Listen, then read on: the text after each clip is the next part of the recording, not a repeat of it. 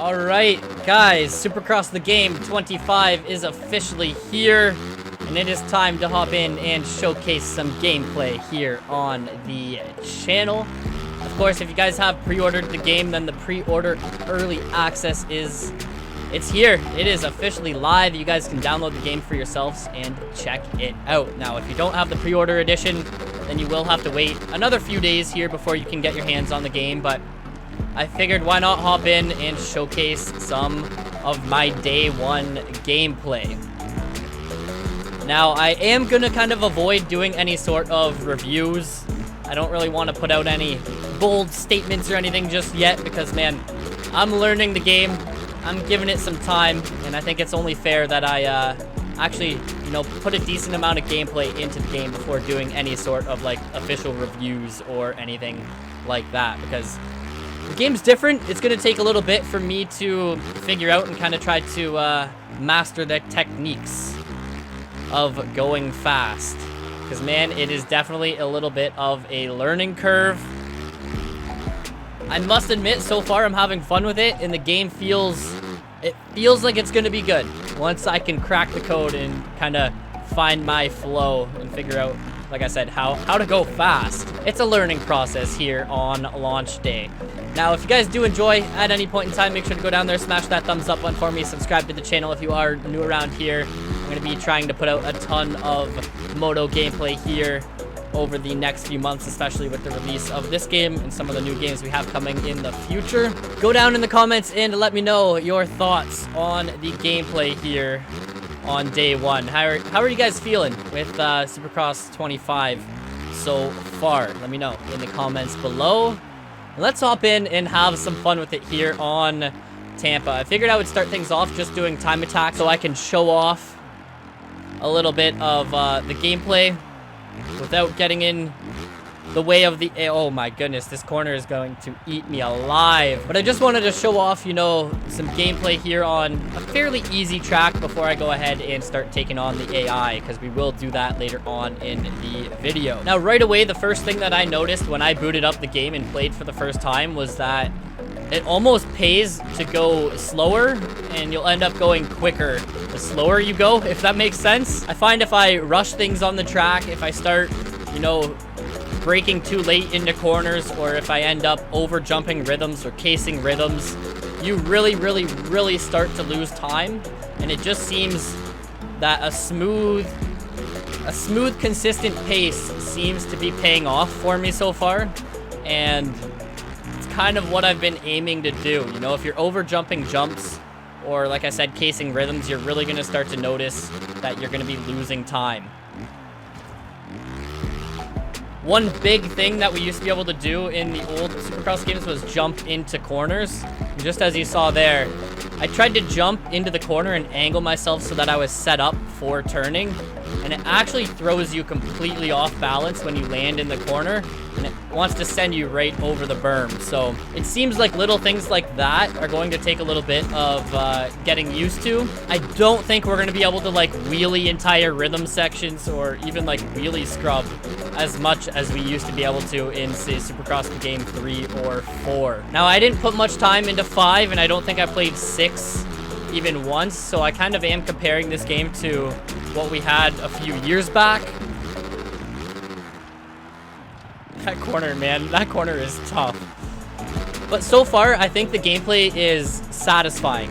If you can hit clean laps and actually find a bit of a flow, it definitely feels rewarding and feels like you're kind of getting the benefits of your hard work when you are actually, nailing rhythms clean and hitting your marks. It feels like it's rewarding. So that's a bonus. The cornering itself does feel a little tricky, and that's one thing I haven't really figured out yet is how to really rail those bull turns, man. It seems tough when you're trying to turn and carry speed at the same time. Other than that, I think it's a little too early for me to tell. I think I really only have like an hour on the game, so it's a little too early for me to tell how I feel about all the little techniques and stuff that are going to come into play. Man, I don't even know half of the techniques that are going to come into play when trying to go fast in this game. So it's going to be interesting to kind of see the progression and see how much I can learn and improve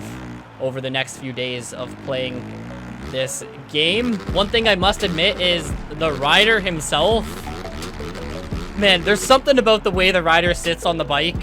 And maybe it's because his elbows are so down in the corners. Maybe that's what it is. But the rider just seems stiff or something on the bike. There's just something that isn't flowy about it. And maybe that's just me being very nitpicky, but it's the first thing I noticed is that the rider almost seems like a hunchback on the bike or something. Visually, the game looks, I want to say, pretty good. It actually looks amazing. I like what they've done with the in-game menus as well, which I will showcase briefly. Now, I don't know if it's just me, but man, the crowd, one thing I've noticed is the crowd is deafening. The crowd is so loud, and there's no way to make them quieter than I have them now. Like, I think I have that volume turned all the way down as far as it'll let you go, and the crowd is still like one of the main things you can hear, especially here on Time Attack. I'm not really sure why they're so loud. I don't know what they're cheering for. Me running goon laps out here, not going very fast. I don't know why they're so excited. It was just one of the first things I noticed in one of the first races I did. I was like, dude, the crowd is deafening out here. Now let's try and run a decent lap. What did I just run? A 59? I think we can go a little quicker. See if I can hit my marks and end off this Tampa Time Attack. It's a little bit of a heater, maybe? Try and hit that line. Get on the gas early here. We're going to triple into this corner. And I wonder if it's worth it to go boom, on, off, and then triple into this corner.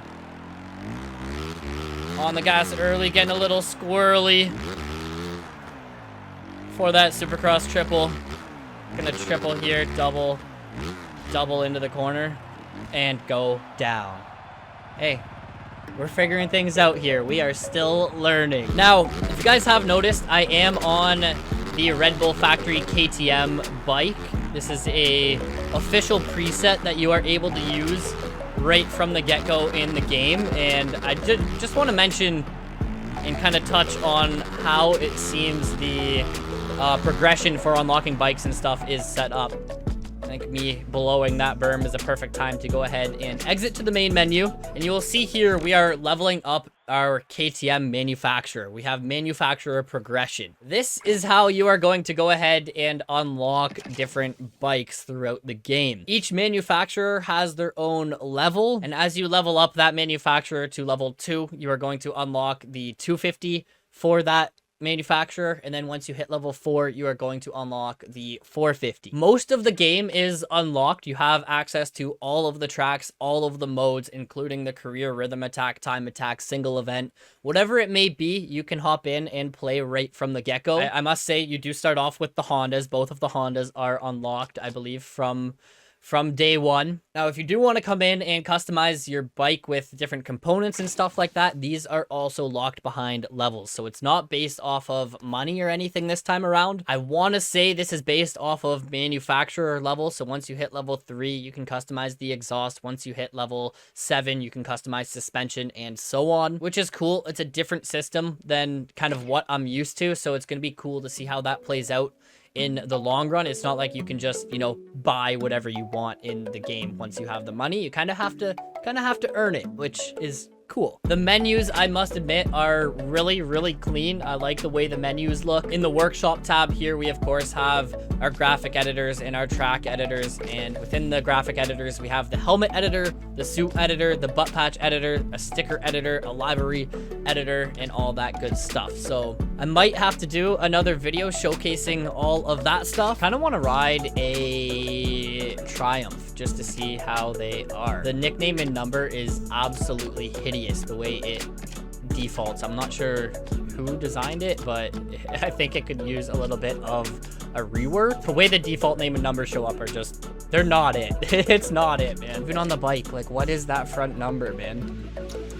Oh, and I did want to show off here quick just the different rider customizations that we have. So these are unlocked as you progress your rider level. You can earn different helmets, gear, all that good stuff. Our options are very limited here on day 1 until I start leveling up. But you can see, we have a decent selection just for the helmets and the gear and all that. Is that all the gear in the game? There's no way, right? There's no way that's all the gear in the game. I was about to be like, look at all the options we have. That's it? I'm hoping I unlock more throughout progression. Can, of course, make custom kits and all that, but I don't think that's going to be everyone's cup of tea. Some people are just going to want to choose a nice looking set of gear and rock with it. Now, I am going to hop in here and do a race on the Triumph. Let's maybe go to, like, Denver. Let's check out Denver. Wait, there's motocross tracks as well. Oh my, that might be a future video. Mount Rushmore? No way. Now, I'm going to leave the AI on medium, but I must admit they have been absolutely destroying me so far in my playthrough. So loading into a race, we kind of have the standard opening ceremonies cutscene here, which, hey, it looks pretty cool. And with this race, I'm going to be able to showcase kind of a little bit of the deformation, how the AI are, because of course we have that new and improved AI this time around. Dude, I just straight up T-boned that guy. I am sorry to whoever that was. I actually haven't ridden a 250 yet, so this is going to be interesting to see. Oh, okay. Karma, man. That's my karma for the start straight takeout. Oh, no. Keep it on the track, man. I gotta be pretty much in last place here, so let's see how the comeback goes. Over the Supercross triple. Land, get on the gas. Double into the corner here, land on the back of Levi Kitchen. Let's see if I can cut under. And try and hook this left.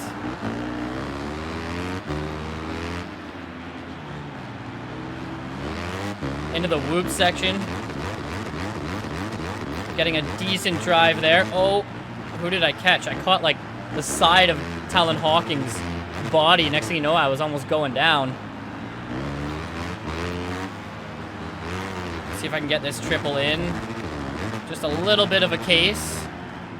Oh, and who did I come together with? This is chaos. As you guys can see, the AI, they are not messing around. A few mistakes on lap 1, and I am way, way back here. I'm gonna have a lot of work cut out for me if I want to progress towards the front of the field, which I don't think will happen. The AI have definitely been improved, which is good, man. I think that's one thing these games have been lacking from the get-go, was like a competitive AI to race against. Oh my goodness, getting squirrely. So it's good to know that it's actually going to take a little bit of learning. It's going to be a challenge to beat the hardest AI in the game, because man, this is only medium. And I am getting my butt whooped right now. Now, as we progress through this race, you're going to start to notice a little bit of the deformation kind of coming into play. It's mainly in the corners, and I must admit, it almost feels like, oh, as I go down. I thought I was about to rail that corner. The deformation almost feels, I don't want to say like pre-programmed, but it's very predictable where the deformation is going to show up. Like I said, we're not going to get a lot of deformation in the straightaways from what it seems. It's mainly just in the corners, and we're kind of just getting like a tight inside line and then like a middle line that start to form near the end of these races. So it's very predictable where the deformation is going to kind of show up, but we have deformation, and I think that's a step in the right direction by any means. So any deformation is better than no deformation. Am I right?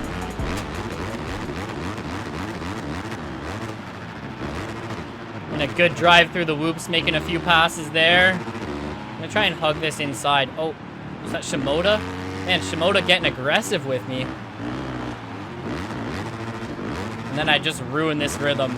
That's a great example right there of how keeping a flow and being smooth, hitting your lines clean is going to pay off, because man, making mistakes like that, you can just see how costly they really are.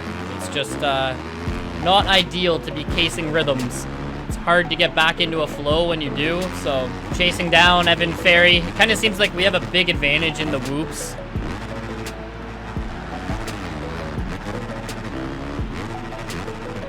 just lean back, hold her wide open, and we seem to be able to gain a decent amount of time up in the whoops, which is, and we can use that to our advantage. We're gonna have one more lap here. The white flag is out, which now that I think about it, was there even a white flag waving? Just the little details, I guess. We'll have to see if there's a checkered flag here when we come around to finish the race. It would be nice to get up and maybe get Marshall Welton or even Smith. I think Beaumare's up there as well. I'm struggling over jumping into that corner, and it's just ruining my whole entire flow.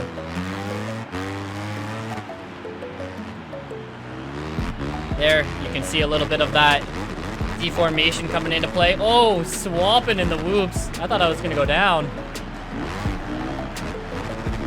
See if I can land, hug this inside. I'm gonna go for the triple in. Trying to make a little bit of a move on Beaumare and Deegan. Thompson going back by. Oh, but I beat Deegan. Let's go. Is there a checkered flag? I don't think there's even a checkered flag waving there.